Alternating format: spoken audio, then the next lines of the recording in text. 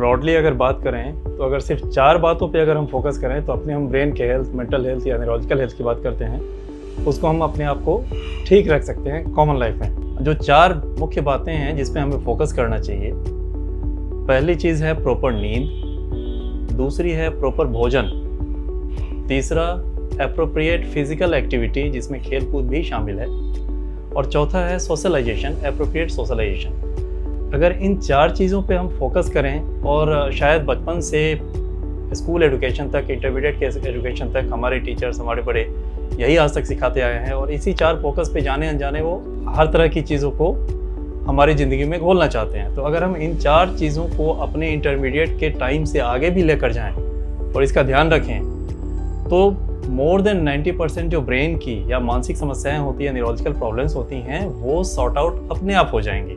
आपको बहुत ज़्यादा उसमें तवज्जो करने की, अपने आप को देखभाल करने की ज़रूरत नहीं है। जब हम बात करते हैं भोजन की तो एप्रोप्रिएट भोजन, आपके बॉडी और हाइट के हिसाब से आप किस क्लाइमेट में रह रहे हैं, किस अवस्था में रह रहे हैं और आपकी एक्टिविटी क्या होती है, आप क्या काम करते हैं, इसके हिसाब से आपका बैलेंस्ड डाइट, भोजन एक होना निहायत ही ज़रूरी है। आपको हर बार अपने भोजन में विदेशी चीज़ों को शामिल करना या वो चीज़ें जिनका आपका शरीर, आपका तंत्र, आपकी न्यूरोलॉजी बचपन से आदी नहीं रही है, अगर आप सिर्फ उस पर फोकस करते रहते हैं तो ये आपके शरीर में न्यूरोलॉजी और फूड के बीच में फाइट चलती रहती है। तो इसीलिए भोजन पे तवज्जो देना उतना ही ज़रूरी है जितना नींद पे तवज्जो देना। तीसरी जो सबसे महत्वपूर्ण बात है वो है फिजिकल एक्टिविटी। अपने रेगुलर काम के अलावा और नित्य क्रिया के अलावा आपकी एडिशनल फिजिकल एक्टिविटी होनी चाहिए जिसमें खेल कूद भी शामिल है। बचपन में तो ये चीज़ें आसानी से हो जाती हैं क्योंकि आपका स्कूल और आपकी जो सोसाइटी है, गली मोहल्ला है, उसमें आप कुछ ना कुछ इस तरह की एक्टिविटी करते हैं। ये चीज़ें बाद में ख़त्म हो जाती हैं। कम से कम उतनी फिजिकल एक्टिविटी या उसका एक भाग मॉर्निंग और इवनिंग वॉक के रूप में उसमें कन्वर्ट कर लें। चौथी जो बात वो अपने आप में ही उतना महत्वपूर्ण है और इसकी समझ हमें बहुत बाद में होती है, वो है सोशलाइजेशन, सामाजिकता। मनुष्य एक सामाजिक प्राणी है। जब तक आप इसे याद रखेंगे और आप अपने आप को सामाजिक बनाए रखेंगे, आप मानसिक रूप से कभी डिप्रेशन के शिकार नहीं हो सकते, एंजाइटी के शिकार नहीं हो सकते, आपको पैनिक डिसऑर्डर्स नहीं होंगे, क्लॉस्ट्रोफोबिया नहीं होगा। आज के शहरी युग में ये बड़ा खराब माना जाता है कि हमें जब ज़रूरत नहीं है तो फिर हम क्यों बातचीत करें। ये बिल्कुल नहीं होना चाहिए। ज़रूरत के वक्त बातचीत करना तो वो काम हो गया। सामाजिकता इससे थोड़ा सा हटकर होता है कि जब आपको ज़रूरत नहीं भी है तब भी आप एक दूसरे से संबंधित हैं, आप एक दूसरे का ख्याल कर रहे हैं। ये आपके मानसिक स्वास्थ्य के लिए, आपको डिप्रेशन से बाहर निकालने के लिए, अनिद्रा की बीमारी से बाहर निकालने के लिए निहायत ही जरूरी है।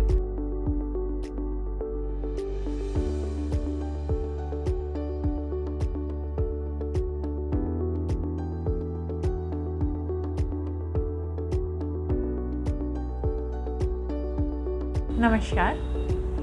नाक कान गले को स्वस्थ रखने के लिए हमें कुछ चीज़ें करनी चाहिए, कुछ चीज़ें नहीं करनी चाहिए। तो जो करनी चाहिए पहले हम उनके ऊपर फोकस करते हैं, जो हमारी रोज़मर्रा की ज़िंदगी में हमें ज़रूरी है। साफ़ पानी और साफ़ हवा का सेवन करना है।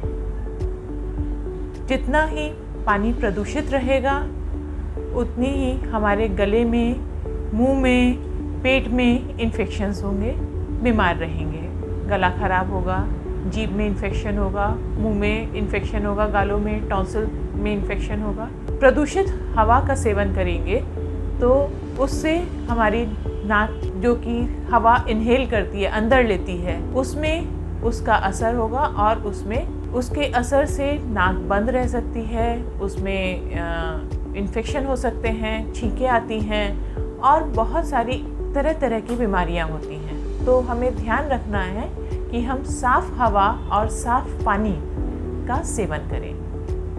अब क्या नहीं करना चाहिए? कान में हमें कभी भी कुछ भी उठाकर नहीं डालना है और दूसरी चीज़, तंबाकू, गुटखा का सेवन नहीं करना है। दूसरा सवाल यह आता है कि हमें डॉक्टर से कब संपर्क करना चाहिए, कब हमारी नाक कान गले की समस्या इस तरह की है, हमें डॉक्टर के संपर्क में आना चाहिए।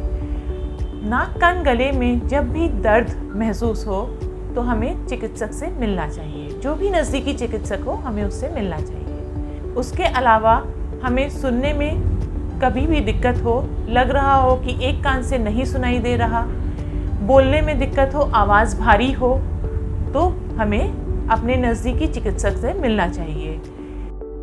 किसी भी चीज़ की गंध नहीं मिल रही हो, जब हम सूंघते हैं अच्छी या बुरी, कुछ ना कुछ गंध हर किसी चीज़ की होती है, अगर हमें वो नहीं मिल रही है तो वो भी हमारा एक संकेत है कि हमें अपने नज़दीकी चिकित्सक से मिलना चाहिए। गले में कहीं पर भी हाथ लगाते हुए, नहाते धोते हुए हमें लगे कहीं पर सूजन है या गिल्टी है, तो भी हमें तुरंत नज़दीकी चिकित्सक से मिलना चाहिए।